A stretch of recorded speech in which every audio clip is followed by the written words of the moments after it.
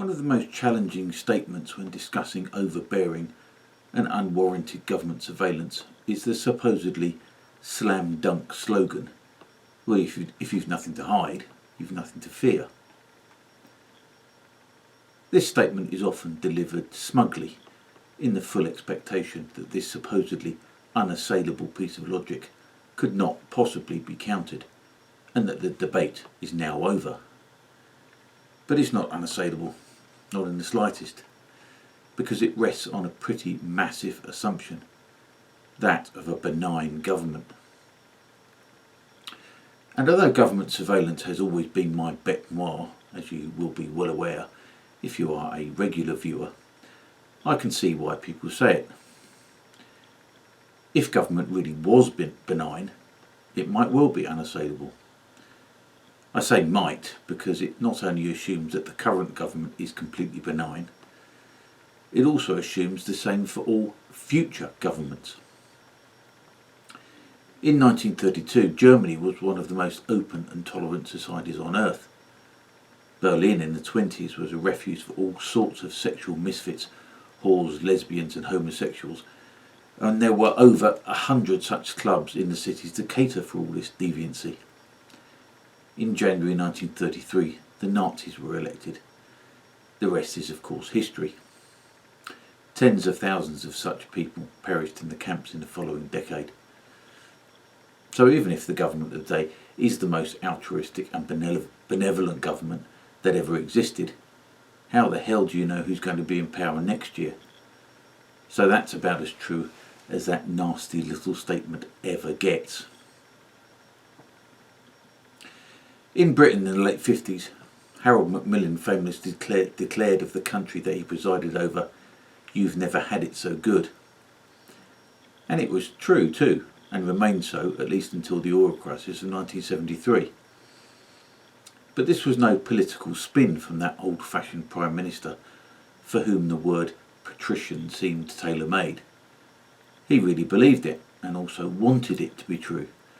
So much so that he cushioned the British public from the difficult decisions that really ought to have been made about Britain's declining power and stature, as the sun did, after all, set for good on the British Empire. If memoirs of contemporaries are to be believed, although Macmillan was worried about the spectre of inflation, he was nevertheless keen to let the British people enjoy all the fruit of their hard work after the war years and through the austerity of the late 40s and early 50s.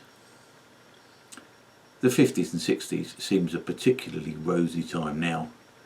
In fact, I would love to live there. And part of the reason for that was that we had about as benign a government as we have ever had. We never had one as open and generous before, and we have never had one since. That was probably the high point. The population had sacrificed and lost much, and consequently the government, I think, respected that. I'm not suggesting that there weren't things wrong with British society back then. Of course there were. But when I say that the government respected the people, what I mean is that, to put it into modern parlance, they knew not to take the piss. This was a population that had beaten the fanatical Nazis after all. These were the people that many had written off and had fought back, in one historian's words, with a determination that had amounted almost to savagery. That's a major reason why we had a police force that policed with consent. Policemen, many of whom hadn't served in the war, due to their profession being classed as a reserved occupation, which meant that they were actually prohibited from joining up. And they were policing men who had faced machine guns, submarines and dive bombers. You treat people like that with respect, if you know what's good for you. And it was a two-way street too. By and large, people respected their politicians, even if they didn't always agree with them, chiefly because the politicians had also fought alongside, or more usually, above them.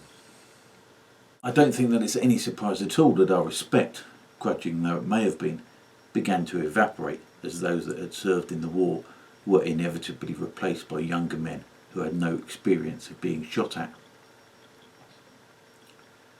We now live in the age of the career politician, exemplified by the ghoulish figure of Tony Blair, who, although he had never seen war himself, was nevertheless quite relaxed about sending others to fight them on a flimsy premise that turned out to be nothing but a tissue of lies.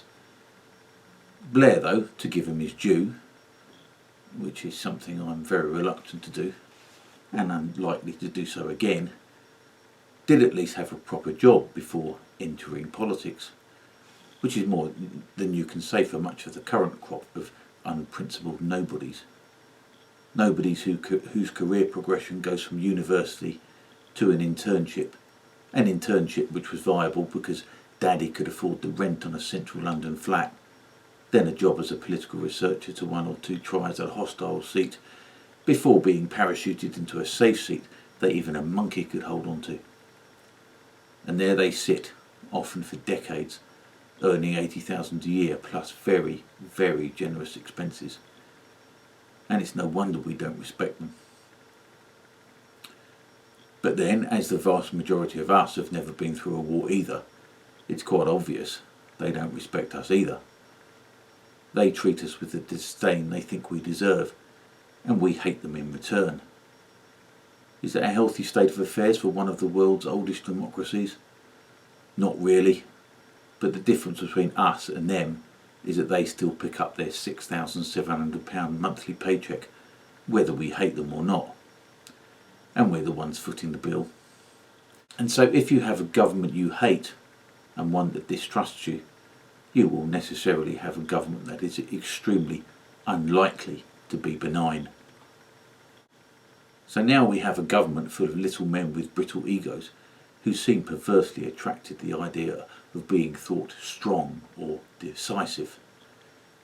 I'm thinking primarily not of a British politician for once, although there are plenty to choose from, but of Australia's nominee for Global Cunt of the Month, the Premier of the state of Victoria, Dan Andrews. It just goes to show how empty the statement, "if you've nothing to hide, you've nothing to fear," really is. Countless millions of upright law-abiding Australians could rightly have believed that they really did have absolutely nothing to hide, but right now have absolutely everything to fear from a pathetic bully boy who really appears to get off on telling people what they can, or mostly what they can't, do.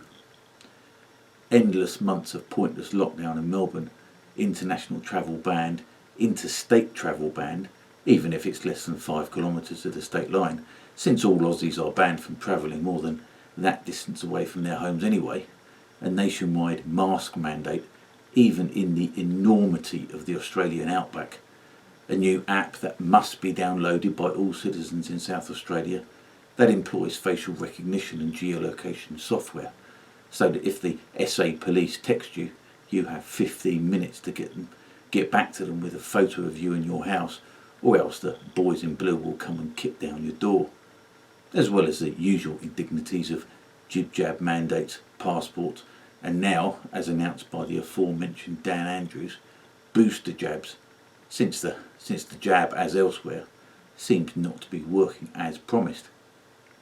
But you know, if you've nothing to hide.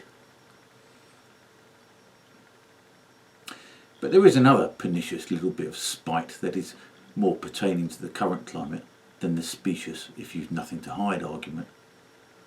And that is the idea that the unjabbed, or as I like to refer to myself as, the unmodified, do not have the right to infect the vaxxed.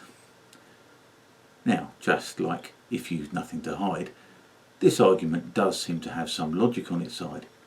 If one happens to be infected with a contagious respiratory disease, then it would of course be irresponsible to needlessly put others at risk.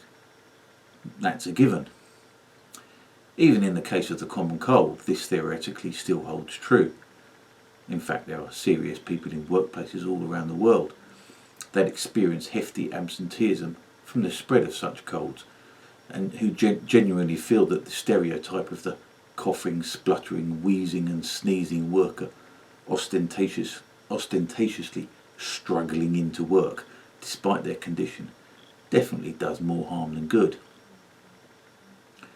But the common cold is something that we live with, and accept that we may catch it from our workmates or unwittingly give it to them.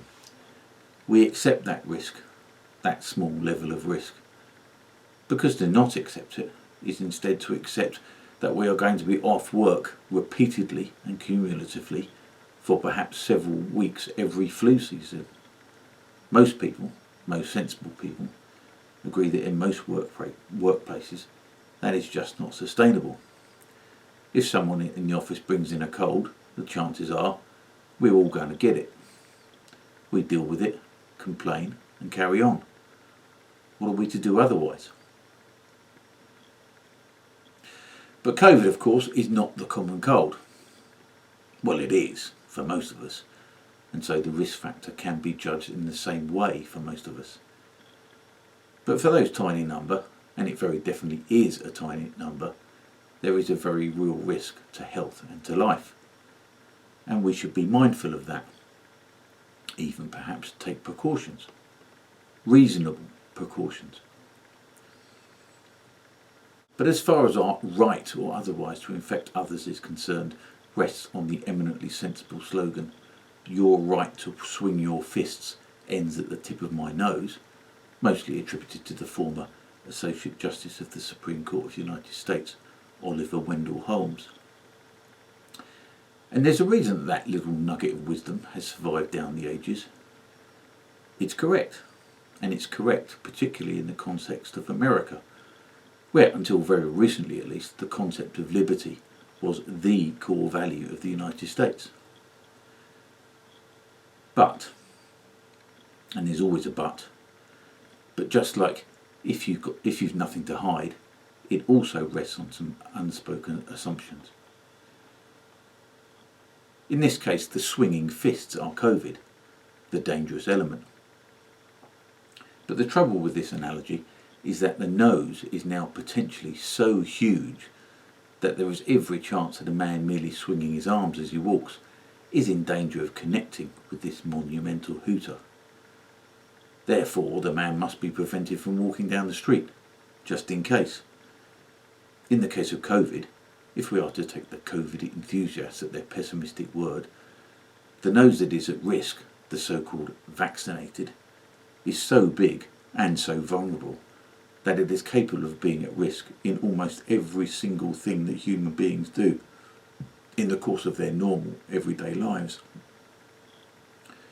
Therefore, with the logic stretched to breaking point, all human activity must cease. But nobody is suggesting that the vaccinated be exposed to extreme and reckless levels of risk. But if the vaccinated are so afraid of mixing with the unclean, then why do they not take action to eliminate that risk and remove themselves from public places and social gatherings? Why is it us that must be banned from society? Particularly when it is becoming unarguable that being vaccinated reduces the chances of being infected and therefore transmitting the virus not at all. So all those that have decided to take the jab may have taken it for noble and altruistic reasons. The reality of the situation is that taking it now can no longer be classed as the selfless act that it might once have been. Your vax doesn't actually protect me, and mine, if I were to get it, won't protect you either. Your vax protects you, and no one else.